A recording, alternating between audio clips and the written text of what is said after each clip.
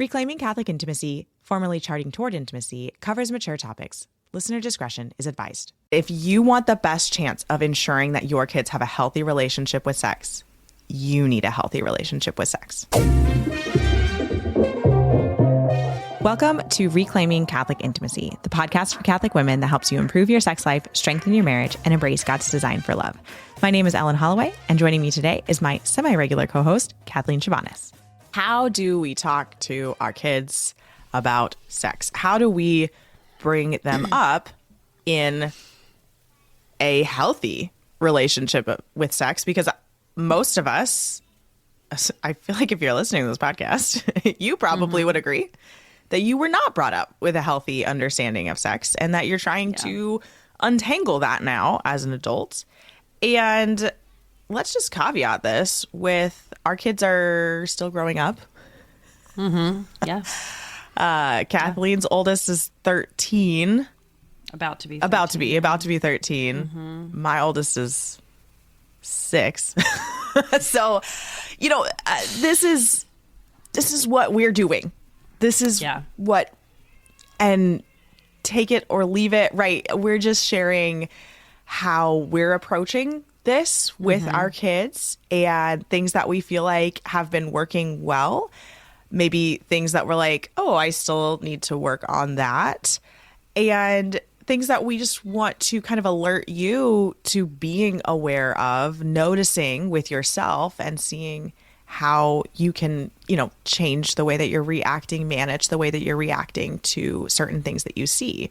And how some of those reactions that you have, especially if they feel like very sudden, immediate reactions, like they're probably from how you grew up around or around the topic, right? How it was talked about in your house or not talked about. Yeah. And this has been an area that I've really had to challenge myself. And I've actually really had to take a lot of cues from my husband, who grew up with a very different sort of experience around learning and his knowledge about sex and all of that stuff. It was very much normalized, right, in his house. Not in like a weird way where his parents were like super sex positive or anything like that. It just wasn't, it just was like a thing of life, It wasn't anything that had to be hidden. Whereas my experience growing up was very different. And so it wasn't really talked about. My parents were divorced, right? So it's not something that was happening in my house even. I've really had to just challenge my own instincts, right? The instincts that I have on how to talk to my kids and what to say and what to do in certain situations, like they're not good instincts, right? Like they're disordered instincts. And so I've really just had to challenge. And I think that I've gotten to a place where I feel confident in our approach. And I'm super grateful for that. And I love that. But it's funny because I have friends who, again, Catholic or non-Catholic, maybe just like Christian or whatever, but friends who are struggling to figure out as their kids are getting older. They asked this question, like, what do I do? And it's like the first thing that I think has to become just like a part of your routine is that first of all, we need to drop that fear of like when our kids bring something up regarding sex or the body or periods or like, right, like anything, we kind of like freeze, like, oh my gosh, I wasn't prepared for this. But the thing is, about it, like, what it is. So you are prepared for it. You may not have like sat down and rehearsed a script of what to say to them, but you don't have to do that. All we need to do is keep it simple, right? Yeah. We need to be matter of fact. We can use biology and just science. I feel like the temptation is to freeze in the moment and push it off until later, right? Like, oh, we'll talk about this later. But that's almost like the opposite of what you want to do, right? It's just, you want to just go with it, right? And maybe, situations can always be different. Maybe there is a time where it's not the best time to talk about it. There have been some opportunities where my daughter has asked we're like at a party or something. And I'm like, I will tell you when we get home. Like, it's like, you know what? Great question. I would love to talk about this. Yeah. Let's just do it at home. Yeah. Yeah. Like that might happen. Okay. Yeah. That's a great time to. Let's rewind just a bit before we get into really like how to talk to your kids about sex. I want to talk about the most important thing that you can do to make sure that your kids, to ensure that your kids have the best chance at having a healthy relationship with sex. And I can guarantee that this is the most important thing that you can do. And I know that sounds a little weird because I only have a 6-year-old, but I know for sure that if you want the best chance of ensuring that your kids have a healthy relationship with sex, you need a healthy relationship with sex. 100%. Yeah. Your relationship with sex needs to be healthy, which is really ultimately what Kathleen was talking about with like that fear. You know, we don't want to have that fear response or things like that. But the temptation, and this came up for actually a couple of ladies in my current cohort of Want It and Enjoy It. A couple of them were, it was just so funny. It wasn't just one. It was like a couple ladies were like emailing me and saying, wow, this information is so good. I can't wait to share it with my daughter. And she's growing up. And I'm just taking all of this and just like figuring out how to, you know, modify it and tell it to her. And I'm like, okay, that is a great intention. But if you are simply taking the information and like funneling it through you, but not actually letting the information stop on you and change your heart and change how you react with sex and change your relationship with sex and heal these twisted up, these disordered understandings of the meanings of sex and pleasure and orgasm and arousal and all of those things. If we're not actually letting the information sit with us and doing the hard work, because it's hard work. It is so much easier to just let it like flow right through us and then go teach it. Yeah. If we're not stopping and doing the hard work, then essentially we're kind of being a hypocrite.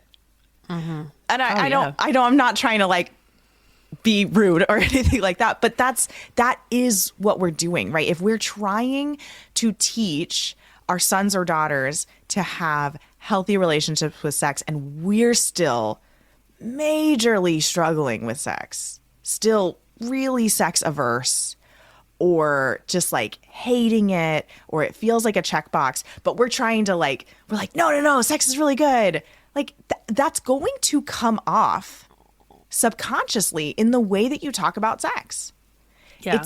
It's not going to feel genuine when you're talking to your teenage daughter of like, hey, this is a beautiful gift that marriages have. And that's why we save sex for marriage and, you know, et cetera, et cetera. If you really don't truly believe that it is a beautiful, enjoyable, pleasurable gift and that sex is in fact better when it's done in a marriage and that it's in fact more pleasurable and more enjoyable when you do it with a spouse that is covenantally bound to you, whom you will continue to learn and grow for the rest of your lives in having better and better sex. If you don't truly believe that in your core, but you try to explain that to your 14-year-old daughter who has a boyfriend, I'm sorry, it's not going to come off. It's not. Like, she's going to then go to her friends and be like, my mom is crazy. Yeah, I mean, it's true because sincerity is often the best teacher, right? It's like raising your kids in the faith when you don't really believe the faith. You're doing it because you promised to do it at your wedding, right? But you don't actually believe it yourself. Yeah, that's only going to go so far, right? Because your example means more often than the words you use to teach something. Yeah. Well, and there's like studies on children actually like staying with the faith of their parents. And the biggest indicator was that they saw their parents praying. Like, that was the biggest indicator, right? So it wasn't what they taught us. It wasn't going to church as a family. It wasn't even family prayer time. It was seeing your parents pray and or like knowing that they're praying. Yeah. Right. So like, it's funny that you mentioned that because that's actually something like my kids, they know. Like I have a prayer like bag that has, it's really cute. It's from the Little Rose Shop. But it's just like this bag where I can kind of put like the books, the spiritual books that I'm kind of like reading, and my Bible's in there, or one of my Bibles is in there, and like a notebook's in there, right? And that's like over near where I like pray in the morning, and they know it's my prayer spot. Like, and I'm praying before they wake up, but they know that that's a part of my life and that I'm doing that, right? Yeah. And so that is in a way, right, we never want our children to see us having sex, but we want them to have the understanding that this is something that we do and that it is very good and is very healthy. And obviously, like, maybe not the young kids, but like the older kids, they should know that mom and dad have sex. And if that feels uncomfortable to you, like, that's just an indication of something to work on and to heal, right? If it feels uncomfortable that your kids should know that you're having sex, it's okay. It's okay. Yeah. Because that still does feel a little uncomfortable for me, to be honest. But no, it's absolutely. Absolutely. No, right? 100%. It's like, ooh, that's like, do I really want my 14-year-old daughter knowing that? Like, yeah. And like, your kids probably don't want to know that either. So. I know, right? But like truly, because sex used to be, I have a friend who, I can't even remember what like culture he's from. This is embarrassing. General European culture. Yeah. He was talking about how what was culturally appropriate, like particularly for his mom, like when his mom got married, the mother-in-law took the sheets from the bed, marriage bed, right? That were bloody, and hung them out the window. Oh my gosh. That was culturally appropriate. That's what you did. That was a celebration of the marriage. That's so funny. What? Wow. Like, sex is supposed to be something, yes, like, it is a private affair. And John Paul II talks a lot about how shame actually has this twofold, there's these two assets to shame. And there's a negative asset to shame, but there's also a positive asset to shame. Shame keeps us from doing something inappropriate with the act, right? It is rightly ordered to feel shame if you were to imagine you and your husband having sex in the middle of your street, where all your neighbors could see. It is appropriate for that to feel shameful because sex is a private event. Right. The act, right? But it was never supposed to be private that it happens. Right?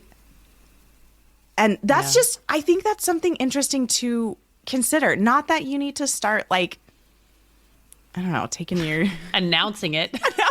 Right. Taking your daughter's bed sheets. Or your daughter-in-law. It was the mother-in-law that would do it. Like, it was the husband's mom that would do it. Right. Yeah.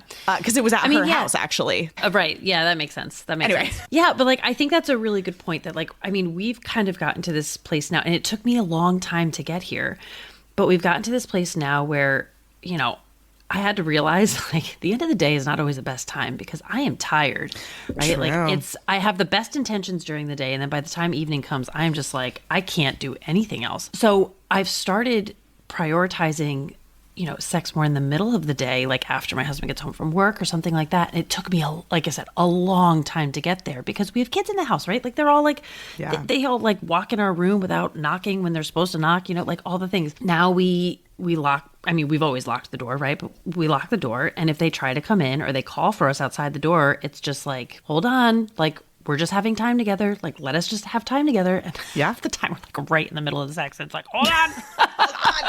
Hold on. But we don't say anything more than that. Right. And you don't need to. There's going to be a time. Yeah, they're going to figure it out. But there's going to be a time where they're going to figure it out. Right? Your 13-year-old is not. Yeah. She's sharp. She's sharp, okay? She's yeah. She's always... She's the one who doesn't bother. And I think probably because she might know why. Yeah. But, right? But again, like, it's okay to just let them see you prioritizing time alone, and you don't have to say anything more than that. They're going to figure it out eventually in time, and that's okay. And it's a good, healthy, and again, this is like the pot calling the kettle black. If you're like scandalized and like clutching your pearls at the thought of this, like, I was there, okay? Like, I have been there, and it's really just taken time and this healing of your views and your perspective on sex to get here. I would say it's like, if we want our kids to have a right relationship with anything, right? Hiding it cannot be the approach. Like Absolutely. it's like, oh, don't let them find out about it, right? Like I was just it's thinking the same about thing with alcohol. like alcohol. Yeah, Yes, that's so that's funny. We were literally thinking the the exact same thing. Yes. My kids, since the time they were able to understand that like there are drinks they can't have, right? There are adult drinks and kids drinks or whatever. If they ask like, what does it taste like? It's like, here, you want a sip? Like taste it. And maybe they're 5, maybe they're 6. Like, I don't care. They're not You know getting what the drunk problem off with of a that sip. is? Is my 4-year-old loves wine. I mean, true. That has happened to me in the past. But I will say that because they're not drinking it frequently enough, as they age, mine have gotten like more disgusted by it. Oh, like it's like as like littles, like right, like little like toddlers or something, and they're part just of like, my- oh yeah.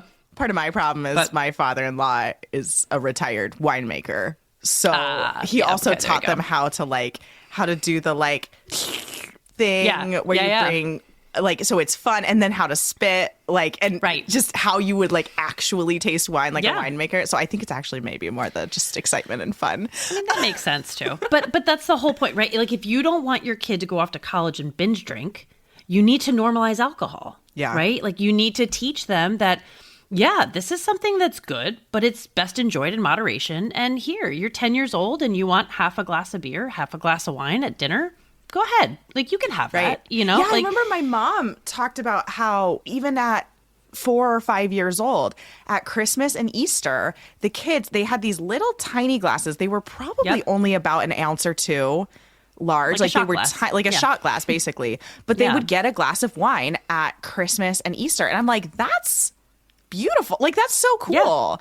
Yeah, exactly. And then we had some friends who we met them right as their kids had like right after their kids had left for college.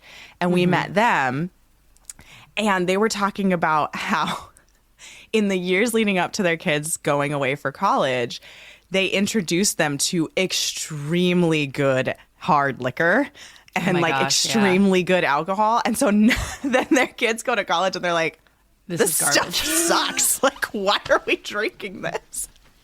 That's so funny. But I mean, okay, That's but think very about in the years leading up to your children becoming of age for sex, in the years leading up to puberty, you introduce them to, not in a experiential way, but in a conversational way, you introduce them to the utter joy and beauty and fulfillment and unity that exists in a healthy, ordered sexual relationship between a covenantal marriage, aka your husband, you and your husband's sex life, right? They're going to get to college and be like, what are you all doing? Yeah. Or high school, you know, and they're like, what are you guys doing? This, No, I so want what true. my parents have.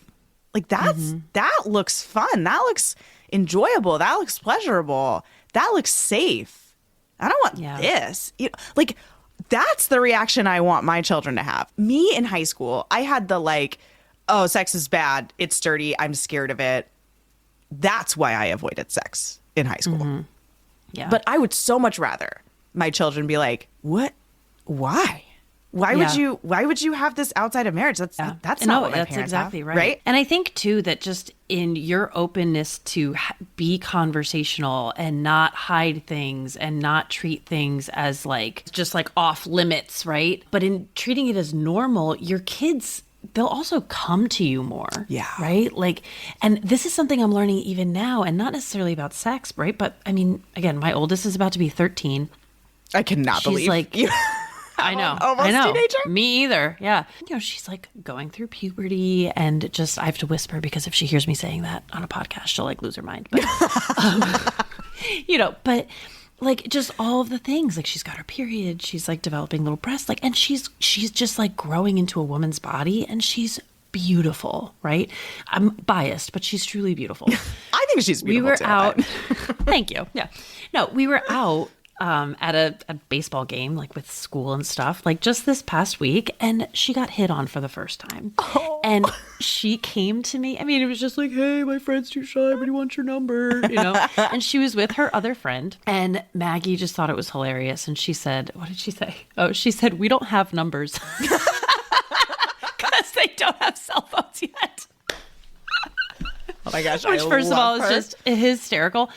But anyway, secondly, then she came and she when we saw each other again, she was laughing about it with me. Like, she told me, she was just like, oh my gosh, there were these guys and they blah, blah, whereas her friend was like, oh my gosh, don't tell my mom. Don't tell my mom that happened. Like, all of these little things, right? Like, we know it's not, I mean, it might feel like a big deal because your baby's growing up and boys are starting to notice her, right? That feels like a big deal. I get it.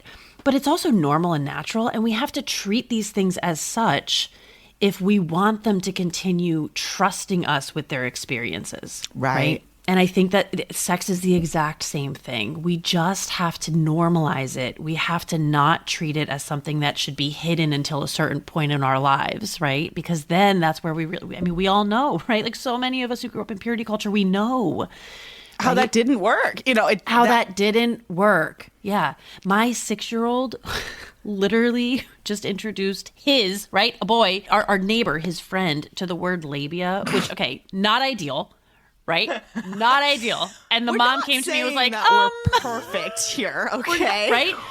But the point is, I had to explain to the mom when she was like, Levi introduced him to the word labia? Like, where's he getting that from? I was like, he's getting it from home, right? Like, not that I'm talking to him about labia. He has no need to know about labia at 6 years old, right? But he hears me talk to his sisters, right? And his girl cousins, like, know the word, right? And so it's just the body is not something that's being hidden in the home.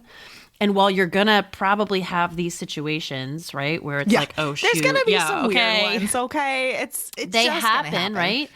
But in the long term, right, like, they're going to have such a healthy view of the body. They're going to know about it. They're going to know what it is, what it's for, what it does. They're going to have this healthy view of sex if we just keep these things as appropriate conversation topics in the household, right? Right. And it all starts with you. And this harkens back to communication about sex with your husband. If you are not at a point where you're regularly, comfortably talking about sex with your husband and working to improve it, then it's going to be really hard to comfortably talk about it with your kids as well. And so I want to kind of go back to what I said at the beginning is the most important thing here is not what you say to your kids. It is your own relationship and experience of sex. And if your relationship and experience of sex is positive, that will emanate. It will be clear no matter what you say to your kids. It will be clear that you have a healthy sex life. If sex is a checkbox and if intimacy is hard and if you've got kind of that cringe whenever your husband is coming to touch you, your kids see that. And this isn't to shame you or make you doom spiral into, oh my gosh, I'm ruining my kids. I just want to really encourage you that it is absolutely worth the work for yourself. Like, please come join the next cohort of Want It and Enjoy It. Like, this is how you're going to teach your kids to have a healthy sex life, is if you are having a healthy sex life. Like, this work for you. Yeah. And so, like, let's just go over just basic ideas for talking to your kids about sex. Is one, this is not one conversation. And I hope that's been clear from what Kathleen and I have been talking about. Like, this is a regular trickle conversation. Like, just think of it as a trickle. And so the 6-year-old asks a question. Answer the question. You don't need to go further into it, right? They're 6. You got a lot of time, friend. Lots of time. And keep it simple. So your 6-year-old asks, or let's even go back in time. This is Ellen's experience. You know, your like 3 to 4-year-old walks into the bathroom because we have more or less an open door policy in our house. Yep. While you're on your period. And it's like, oh my gosh, Mom. All the time. What's wrong? And it's like, moms bleed once a month and it's actually really healthy and is totally normal and mom's not hurt. That's what happens. Like that. And this will happen to you eventually. Not anytime soon. You don't have to worry about it. And this is just normal, right? And like, that was it. It wasn't like, let me talk to you about the cycle because you're 4 years old. You know, like, we don't have to think about, like, think about it this way. Answer the question that has been asked. Yeah. Don't answer any more. And I would say, like, go with that for like anything under 8. Like just answer the question. My brother looks different than me. Oh yeah. Well, boys have penises and girls have vaginas. Done. No more is needed unless they ask another question. But it's like we don't have to go too deep into answering it at really young ages. But it's just like answer the question, done. And there are plenty of opportunities for those questions to be asked. Like now, again, I don't know. I'm kind of a fan of an open door policy for having opportunities for those questions to be asked. It's so true. Because I've talked about breasts with my kids and why mine look different and why mine are particularly saggy. Yup, we all have that. But I mean, if you don't have an open door policy, that's fine. You're probably still like seeing your kids naked. Like they might not be seeing you naked, but you're probably helping them change and things like that. If they're not asking, if there's no asking, right? You can even just, as you're helping, your 4-year-old change his underwear, of just like, oh, have you noticed that you have a penis? That's actually different than what mommy has, because mommy has a girl body and girl bodies have something called a vagina. And that's like, you do not have to go any further, right? So there are ways to also just kind of bring it up. You know what else I'll say too is that as you're like, again, in those moments where you're helping them bathe or changing them or dressing them or whatever, not even like getting down into like the nitty gritty, right, of biology and stuff, but always saying to them, look at your good little body. Oh, yeah. Right? That's something we've always tried to do, is just remind them constantly from the time they are small, that their body is so good, right? And so it's just like, look at it. I mean, my husband like does it to Josie all the time, who's like 3, right? But like, it's so cute because her body is like so flipping cute. It's just like, you are obsessed he always does that with Josie. It's so adorable. She's my little sidekick. Yeah, I don't know. But anyway, but it is just like, he's always like, oh, look at your good, cute little body, And it's just like this sort of like visceral thing, but it is just like telling them how good I love that. Yeah, is very, very good. The other thing I wanted to mention is that if you are having a hard time approaching this topic and you really just don't feel confident in the words to say or to use, I have used a great Christian book series that's called God's Design for Sex. And it's great. It's 4 books, and each book is just age-based, right? So the first book is ages like 3 to 5. The second book is like 6 to 8. And then, like 9 to 12, and then 13 and up or something like that, right? They're great. They're just, each book gets a little more in depth, a little more age appropriate, right? It's been a really good conversation starter for like how to start talking about these things and what to start saying. I have recommended them to people. I have lent them out to people and had to rebuy them multiple times, right? Like, they're really, really good. So maybe Ellen can add it into the show notes. That's like holy sex for me. Whenever I let that one out, I don't get it back. I've rebought it. Exactly. Times. Yeah. You're just like, I just constantly have to rebuying them, which is fine. But it's a whole series. And so you can buy them all at once. You could just buy them one at a time as you need them. But I think they're really good conversation starters for your kids, regardless of their age, right? You just buy the book that's most appropriate for their age. And it's been a great, easy way to ease into the topic for us. The other thing I wanted to mention, so we talked about kind of like that under 8 is just answer the questions that they have, right? Let it come naturally. And having resources like that, like bringing that book in and having just like a hey, let's read a book together and have a cozy chat, and like, let's make some tea, or let's make some hot chocolate, or it's Christmas, have a glass of wine. No, I'm just kidding. And once we get a little bit older, one of the easiest things that we can do is we can let puberty guide the conversation.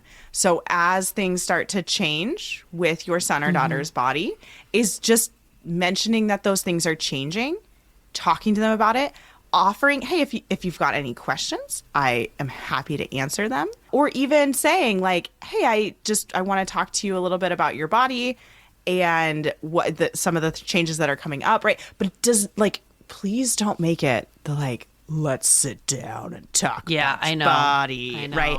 But it's like, oh, hey, 11, 12-year-old boy, have you noticed that you smell? Because you do. They don't. No, I'll tell you right now. They don't notice that they smell. As a woman with an 11-year-old boy, they don't notice that they smell.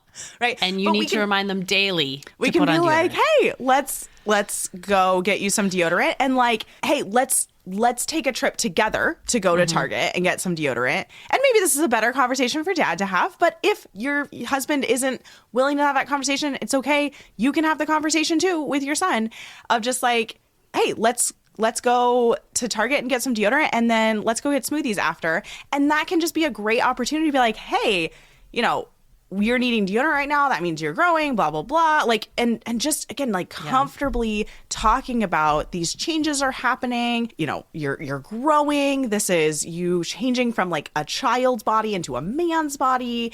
And that comes with some other things. And just having that be the natural guide to the conversation. And then, to be honest, once we get around 13, especially if your kids are not homeschooled, and this is not anything against the schooling choices of your kids, but if your kids are not homeschooled and they're regularly around lots of other kids, once you get to about 12 or 13, you really ought to start talking about sex. Truly, hey, this is something that happens. This is, and this mom and dad have it, and blah, blah, blah. Right. If you homeschool, you might have a couple more years to wait. But again, if they're in activities, they're around other kids, they're getting it from outside the house. And so we want to make sure that we're having those good, healthy conversations in the house. And so their base is good and healthy. And so then when it gets brought up, when they go to a birthday party at 14 and some of the girls are talking about their crushes or maybe their current relationships, right, at 14, then your son or daughter can just be like, that sounds awful. Like, why would you even want that? Like, no, definitely going to save that for marriage. Yeah. That's my goal. I want my child to have like a disgusted, like, why? That's basically where Maggie is. Yeah. It's pretty funny, actually. Not disgusted by sex, but just disgusted by people having it before marriage. Like, of just like, that doesn't make sense. That's true. That's a good way to put it, is that like, it doesn't make sense. You don't want that to make sense to them, right? Yeah. Like, you want the view that was intended by God to be what makes sense. And that's only going to happen if you talk to them about it, because otherwise they're getting it from their friends, and that's the whole worldly perspective on sex, right? And that's what we don't want them sort of soaking in. And this episode's getting a little long, but I got one more kind of category. Like, if you've got an older child who is maybe older high school or maybe even in college now, and you're like, I haven't talked about any of these things. Hopefully you've made it to the end of this episode and you can have this little tidbit. But I picked this up from actually some of my students who are in Want It and Enjoy It. And I just think that this is a phenomenal way to approach it with your older children. Pick a TV show that is popular right now. Maybe not one of the really bad ones. Like, don't do Bridgerton or like Outlander Euphoria. or like, don't do like the actual soft porn ones.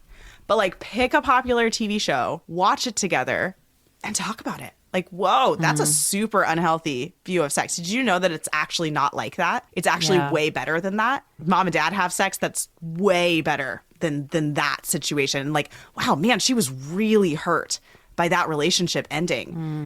Part of why she was really hurt is because they had sex, and sex is for marriage, and it doesn't make sense in a non-marital relationship. And it can really hurt when sex is part of a relationship that isn't permanent, that a relationship that just falls apart quickly. And, and like, sit down and maybe that TV show is going to be uncomfortable for you to watch because it's so outrageous, the sexual relationships that are happening in these TV shows. Yeah. But I think that that's a really, really good way to bridge the subject, is just like meeting her or him where they're at. Like, what are they watching? What are the popular TV shows? What are the and if you don't know, just Google it or chat GPT it. Like, hey, I've got an 18-year-old daughter. Like, what are the popular TV shows that 18-year-olds are watching? And like, what streaming services are they? And like, spend the $20, sign up for the streaming service. It is worth the health of your child's future sex life.